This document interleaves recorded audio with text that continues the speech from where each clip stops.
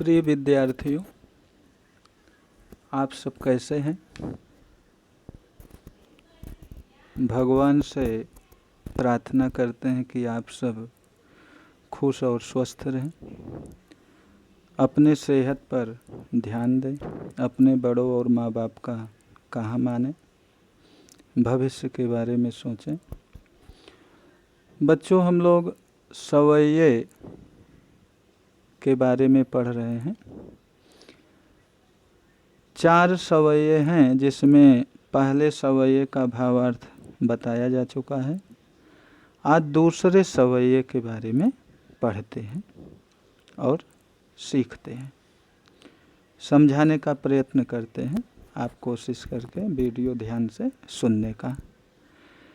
या लकुटी अरु कामरिया पर राज तिहूँ पुर को तज डारो, आठों सिद्धि नौ निधि को सुख नंद की धेनु चराय बिसारो, रसखान कभों इन आँखिन सो, ब्रज के बन बाग तड़ाग निहारो, कोटिक हूँ कल धौत के धाम, करील के कुंजन ऊपर वारो।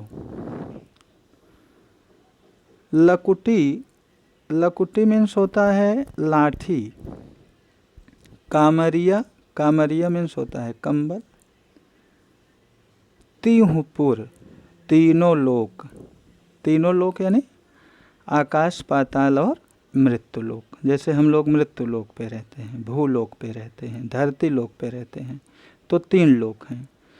तज डारो, तज माने होता है त्यागना। 8 सिद्धि 9 निधि को, 8 सिद्धियां हैं और 9 निधियां हैं। 8 सिद्धि 9 निधि को नंद की धेनु चराय बिसारो। धेनु मीन्स होता है गाय। चराय यानी गायों को चराने ले जाना। तड़ाग रसखान कबो इन आँखिन सो, ब्रज के बन बाग तड़ाग निहारो। तड़ाग मीन्स होता है तालाब, सरोवर।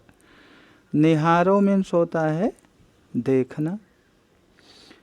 कोटिक हूँ, कोटिक यानी करोड़ों। कोटिक मीन्स करोड़ों। कलधौत के धाम, कलधौत के धाम का अर्थ है सोने के राजमहल।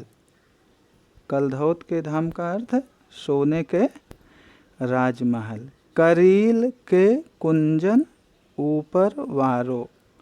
करील जो है एक कटीला पौधा है। कुंजन यानी झाड़ी है। तो प्रस्तुत सवैये में रसखान जी कहते हैं कि या लकुटी अरु कामरिया पर राज तिहूँ पुर को तज डारो। या लकुटी अरु कामरिया पर राज तिहूँ पुर को तज डालो। रसखान जी कहते हैं कि यदि वह लाठी और कंबल, या लकुटी अरु कामरिया पर राज तिहूँ पुर को तज डारो। प्रस्तुत सवैये में रसखान जी कहते हैं कि वह लाठी और कंबल मुझे मिल जाए तो उसके लिए हम तीनों लोक छोड़ सकते हैं। यानी लाठी और कंबल सर्वोपरि है। अगर रसखान को लाठी और कंबल मिल जाए, जिसे लेकर भगवान कृष्ण जंगल में जाते थे, तो उसके लिए रसखान जी तीनों लोकों को त्याग सकते हैं। इसमें समर्पण का भाव है, त्याग की भावना है। 8 सिद्धि 9 निधि को सुख नंद की धेनु चराय बिसारो। जैसे हम आप हनुमान चालीसा पढ़ते हैं तो उसमें दिया है कि अष्ट सिद्धि नवनिधि के दाता स्वर दीन जानकी माता। तो कवि जो है, कवि को यदि नंद की धेनु, नंद की गायों को चराने का अवसर मिले तो वे अष्ट 8 सिद्धियां और 9 निधियों को भुला सकते हैं।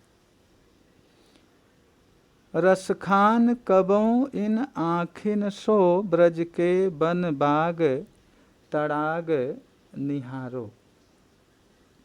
रसखान को ब्रज की चीज़ों से बहुत लगाव है, ब्रजभूमि से बहुत लगाव है। प्रस्तुत पंक्ति में कवि कहते हैं कि यदि ब्रजभूमि के बाग, सरोवर, तालाब, वहाँ के पेड़ पौधे, वृक्ष, इन सब को देखने का अवसर मिले तो हम करोड़ों सोने के राजमहल को त्याग सकते हैं। यानी ब्रज के वन बाग और तड़ाग, सरोवर, पेड़ पौधे, वहाँ की झाड़ियाँ पाने के लिए रसखान जी करोड़ों सोने के राजमहल को त्याग सकते हैं। यानी उनके मन में वहाँ ब्रजभूमि के चीज़ों से इतना लगाव है कि ये करोड़ों सोने के राजमहल तुच्छ हैं। तो बच्चों, इस सवैये का आपको भावार्थ लिखना है। होमवर्क में सवैये नंबर 2 का भावार्थ लिखना है। Thank you.